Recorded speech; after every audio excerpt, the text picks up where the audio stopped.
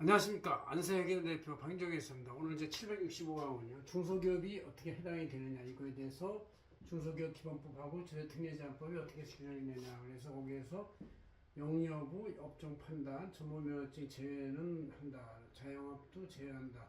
규모서 이제 매출액과 자산규모 기준이 있고 독립성 기준이 있고 이런 여러 가지 기준이 있어 중소기업이 해당이 되는 걸 이제 판단하는 건데 비교적 웬만한 기술 기기에 제조, 설비나 이런 걸 활용하는 것은 거의 다 해당이 되니까 아무리 규모가 커도 해당이 되는 요건이 많이 있습니다. 이것은 이제 우리 안세 재행전을 12월 21일자, 24일자 전원의 표지 내용을 제가 강의 재행전을 하는 것이죠. 자, 이게 왜 이렇게 중요하냐면 그 많은 이 중소기업에 대한 업종 자금 지원 이런 은행 지원 이런 것도 있고 이거 말고도 이제 저희특례제한법이나 중소기업 기본법에서 중소기업을 촉진하거나 도와주는 여러 가지 규정이 많은데 이것도 이제 세법상 중소기업이 해당이 돼야 적용이 된다는 것이 이제 저희특례제한법이기 때문에 이쪽에 제한 조건이 조금씩 있어요. 그래서 이거를 좀 알아볼 필요가 있다. 그런 얘기에서 제가 이것만 가지고 강의를 하는 겁니다.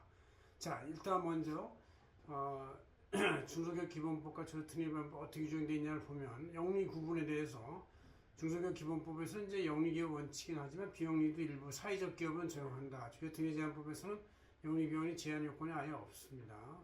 주요 업종 기준에서 중소기업 기본법은 기본적으로 모든 업종을 대상으로 하는데 이제 저특법에서는 소비성 서비스업 이거는 이제 소비성이니까 술집 뭐 이런 거 술 서비스업 제외, 부동산 임대업도 제외한다. 성실신고 확인 대상인 소규모 기업도 제외한다. 이거는 성실신고 확인이니까 이제 그만큼 회계 투명성을 강조해라 이런 것이죠.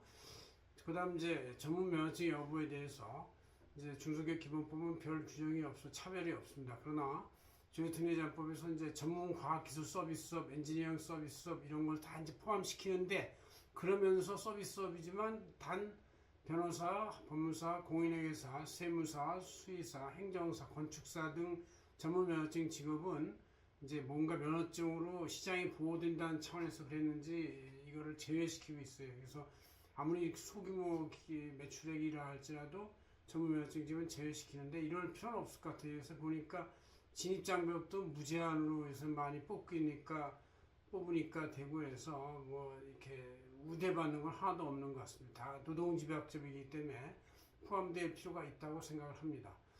또 예술 스포츠 여가에서도 중소기업 기본법은 적용 다 되는 걸로 되어 있는데 저희특례제한법에서 예술 스포츠 여가도 되긴 돼요. 근데 제외는 자기 혼자 하는 자영예술과 그러니까 왜냐하면 자기 인건비니까 딴 사람 인건비나 노력을 기계를 활용하지 않는다는 차원에서 중소기업까지는 해당이 안 된다 이렇게 보는 것이고 오락장 운영업 또 수상오락 사행시설, 기타 오락 관련 서비스업은 이제 중소기업에서 제외되는 것이다. 이렇게 있고, 이렇게 해서 업종 기준, 면허증 직업 제외, 예술스포츠, 자연예술과 제외 이런 것이 있고, 이거 말도 규모 기준에서 이제 중소기업 기본법은 직전 3개년도에 매월 매출액이 이제 종이, 금속, 전기는 매출 1,800 이하만 해당이 되고, 의복, 가구는 1,500 이하, 식료, 화사, 화학, 기계, 자동차, 건설, 도소매 등은 1,200억 이하, 노광, 섬유, 목재 등 1,000억 이하 등, 음료, 인쇄, 시계 등은 800억 이하, 수리 서비스업은 600억 이하, 숙박, 음식, 부동산 임대는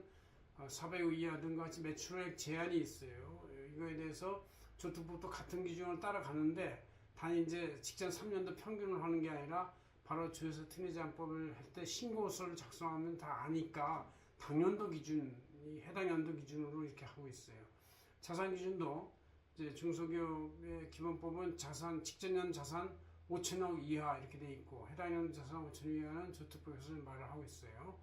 그다음 이제 독립성 기준에서 기업 집단에서 제외시키고 자회사도 제외시키고 관계기업 제외시키는데 기업 집단은 이제 공정거래법상 대규모 기업 집단에 속하는 회사들은 제외된다 이런 얘기죠. 그다음 자회사도 자산 5천억 이상 법인이 지분을 30% 이상 소유한 경우도 제외. 최다 투자자 제외시키고 있습니다. 그것은 이제 저희특례제한법도 똑같은 기준을 갖고 있습니다. 단지 당년도 기준을 하고 있고 관계기업 제외, 관계기업 간의 합산 매출액이 업종별 매출액 아까 1,800부터 1,000억까지 이런 사이에 있는 이하만 해당이 되는 걸로 하고 그 이상은 해당이 제외된다 이런 얘기죠.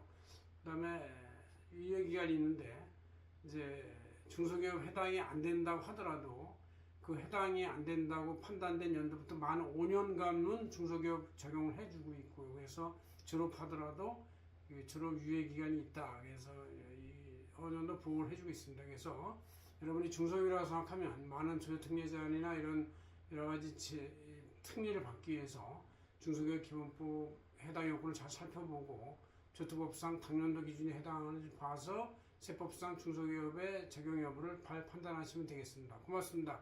안세계 대표 방희종 회장이었습니다.